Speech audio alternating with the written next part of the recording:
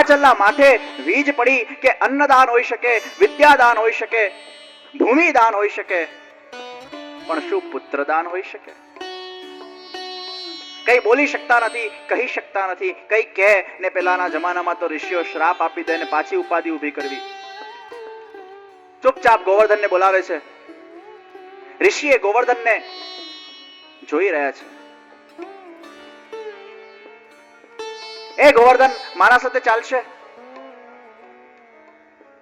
મહારાજ, મને આપના સાથે આવવામાં કઈ જ વાંધો નથી, પણ હું કેટલા યોજન લાંબો, કેટલા યોજન ઊંચો, કેટલા યોજન પહોળો છું.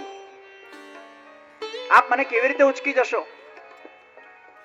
ઋષિ કહે છે, અરે ગોવર્ધન, તું ચિંતા નહીં કર, હું મારી હથેળીમાં ઉચકીને તને એવી રીતે જતો રહીશ, તને ખબર નહીં પડે કે આ યાત્રા પૂરી થઈ ગઈ. મારા પાસે ઘણું બળ છે. મહારાજ, મારી એક શરત છે કે આપ મને જે સમયે યાત્રા દરમિયાન વચ્ચે જો હોલ્ટ લેશો, વચ્ચે જો મને ક્યાંક પણ મૂકશો, તો હું સદા માટે ત્યાં સ્થાયી થઈ જઈશ, પછી આપ મને ત્યાંથી ઉપાડી નહીં શકો. અરે મંજૂર ગોવર્ધન, આ તો નોન સ્ટોપ ફ્લાઇટ છે. શાલમલી દ્વીપ ટુ કાશી નગરી, નો હોલ્ટ. અમુક પેલી વાયા ફ્લાઇટો હોય છે. હમણાં એવો હેરાન થયો ક્યાં, અહીંથી ભોપાલથી ઇન્દોર, ત્યાંથી પછી રાયપુર, ત્યાંથી પાછો આમ થઈને ઉતરે ચડે. ઓહો, ઘણી વાર આ વાયા ફ્લાઇટમાં તકલીફ થઈ જાય. આ તો પુલત્સે ઋષિ કે છે, ડાયરેક્ટ શાલમલી ટુ કાશી નગરીની આ ફ્લાઇટ છે. નો હોલ્ટ, નો સ્ટોપેજ.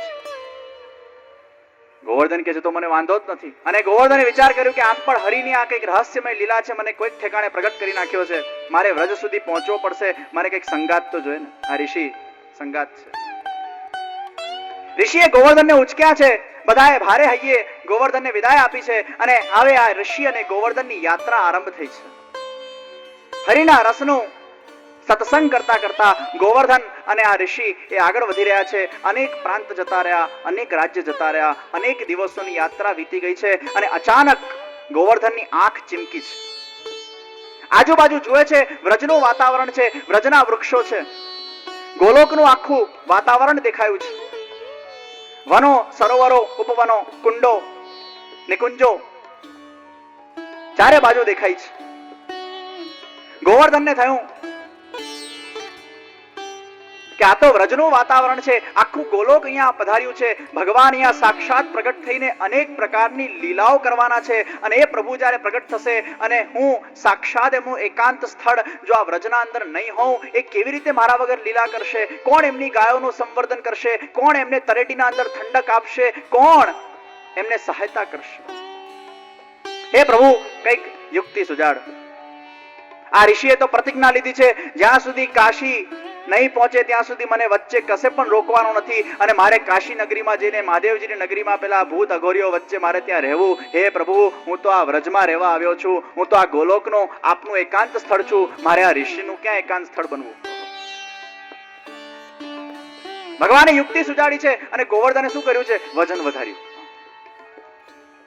વજન વધાર્યું ને એટલે પેલા ઋષિ હાફવા લાગ્યા. હાફ્યા. અને વધારે પડતું વજન વધવાથી એ હાફ્યા એટલે ઇમરજન્સી લાગી.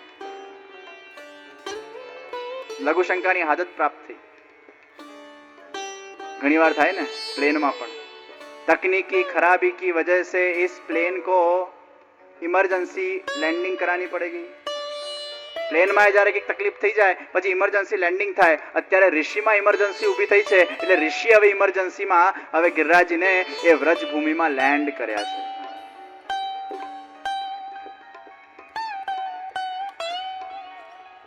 અને ગિરિરાજ બાબા ત્યાં બિરાજમાન થઈ ગયા છે.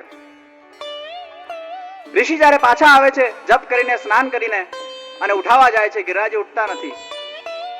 બધી શક્તિઓ એકઠી કરીને ઉઠાવવા જાય છે, ઉઠતા નથી. ખેલ ખત્મ હુઆ મહારાજ.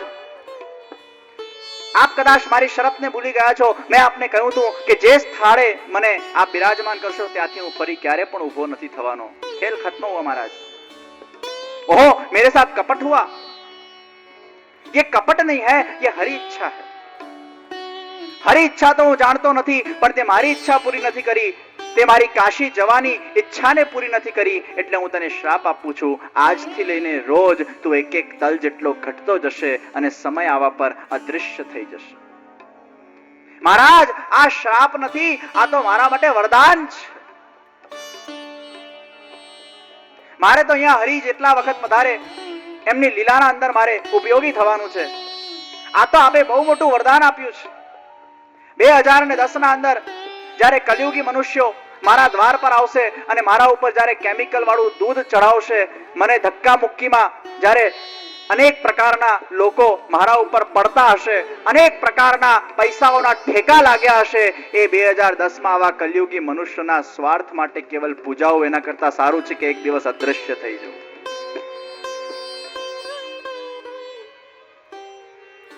કેમિકલ વાળા દૂધો મારા પર, એનાથી અભિષેક થશે. અરે વિચાર કરો કે પહેલાના જમાનામાં કેટલી બધી ગાયો હતી, તો એટલી બધી ગાયોનું દૂધ આવે જ ને. આજના જમાનામાં ગાયો ક્યાં છે? એટલું બધું ગેલન્સ ઓફ લીટર, લાખો ગેલન લીટર દૂધ આજના જમાનામાં ક્યાંથી શુદ્ધ મળવાનું? મારી તો 1 લાખ લીટરની માનતા છે અને મારી તો 5 લાખ લીટરની માનતા છે. અરે માનતા એવી લો કે શુદ્ધતાથી સંપન્ન થઈ શકે. ભલે 11 લીટર દૂધ ચડાવવાની માનતા લો, પણ એ પણ શુદ્ધ 11 લીટર દૂધ ગાયનું ચડાવજો અને સામગ્રી અરોગાવાની માનતા ભલે લેજો. કદાચ ઠાકોરજીને જેટલી સામગ્રી અરોગાવી અને પછી એનું વિતરણ એ ગરીબોના અંદર પણ થઈ શકે પ્રસાદના રૂપે. જેટલું કરો એ શુદ્ધતાથી કરવામાં આવે. ગિરિરાજજી કહે છે આ તો મારા માટે વરદાન છે. ઋષિ ત્યાંથી જતા રહ્યા છે અને ગિરિરાજ બાબા ત્યાં સાક્ષાત બિરાજમાન થઈ ગયા છે. કૃષ્ણ ભગવાન પ્રગટ થયા, અનેક સુંદર લીલાઓ કરી, અનેક યુગો વીત્યા, અનેક વર્ષો વીત્યા. એ જ ગિરિરાજજીની તળેટીમાંથી 500 વર્ષ પહેલા એક એવા સૂર્યની કિરણ પ્રગટ થઈ છે જે આજ દિન સુધી ભક્તોના જીવનના અંદર प्रकाशमान થઈને ઉતરી છે. एक ऐसे सूर्य की किरण वहां से प्रज्वलित हुई, वो गिरिराज जी में से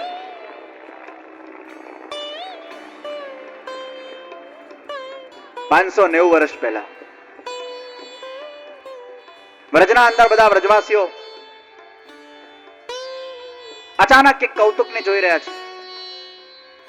ગિરિરાજજી માંથી એક સુંદર વામ ભુજાનું પ્રાગટ્ય થયું છે અને જ્યારે આ શ્રીનાથજી બાવાની એ વામ ભુજાનું પ્રાગટ્ય થયું, બધા વ્રજવાસીઓ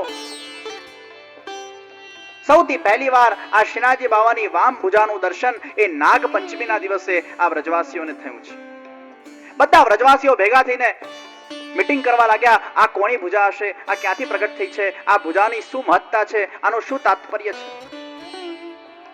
ભોળા હોય ને ગામવાસીઓ બધા, અને ગામમાં રિવાજ હોય કે કઈ પણ નવા જૂની થાય એટલે મીટિંગ કરવી.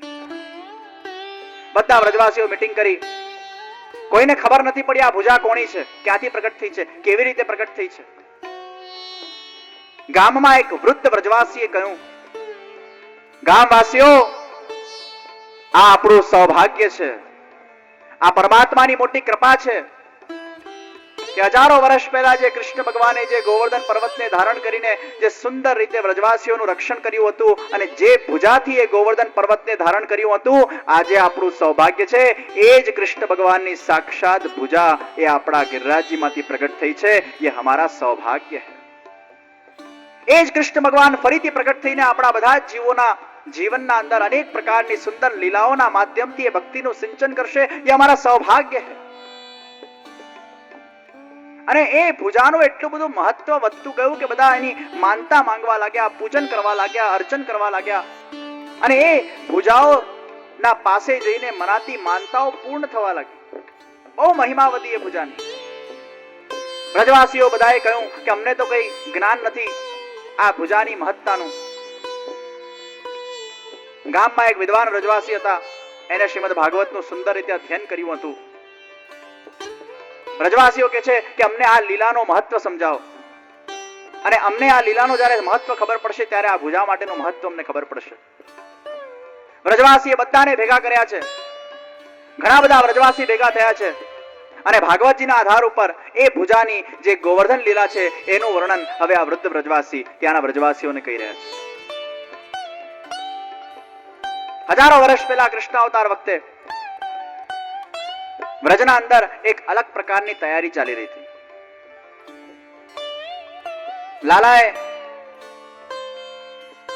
नंदराय जी ने पूछू छे, अरे बाबा ये कौन की तैयारी हो रही है, ये किसकी तैयारी हो रही है?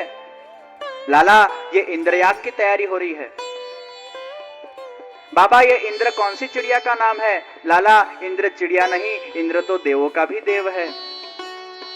बाबा ये इंद्र के यज्ञ से क्या मिले?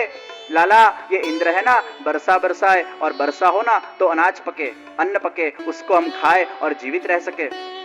इंद्र है ना हमारे जीवन को सुखी बनाए। बाबा आपने इंद्र को देखा है? नहीं। बाबा ऐसा आपने किसने कह दिया कि इंद्र की वजह से हम सुखी है, हमारे कर्मों के फल हमें प्राप्त होते हैं, इंद्र कौन है हमें सुखी रखने वाला? बाबा चुप थे गया। अरे बाबा ये इंद्र की पूजा क्यों करते हो, ये इंद्र का यज्ञ क्यों करते हो? आपने इंद्र को देखा भी नहीं। अरे हमें सुख तो उनसे मिलता है जो साक्षात हमारे सामने विद्यमान है, हमारे गोवर्धन, हमारे गिरिराज जी जो हमें साक्षात दिखाई दे रहे हैं, जो हमारा हर प्रकार से रक्षण करते हैं। अरे बाबा आपको पता है हमारी गाय घास कर चरने कहां जाती है? गोवर्धन के ऊपर ना। પહેલાના જમાનામાં તો ગાયોનું જ દૂધના આધાર પર જ લોકોની આજીવિકા એ દૂધ જ હતી ને। हमारी गाय घास चरने गोवर्धन के ऊपर जाती है, और गाय जो घास खाए उसका दूध बने, वो दूध को हम ग्रहण करें और वो दूध के आधार पर तो हमारी आजीविका चले। बाबा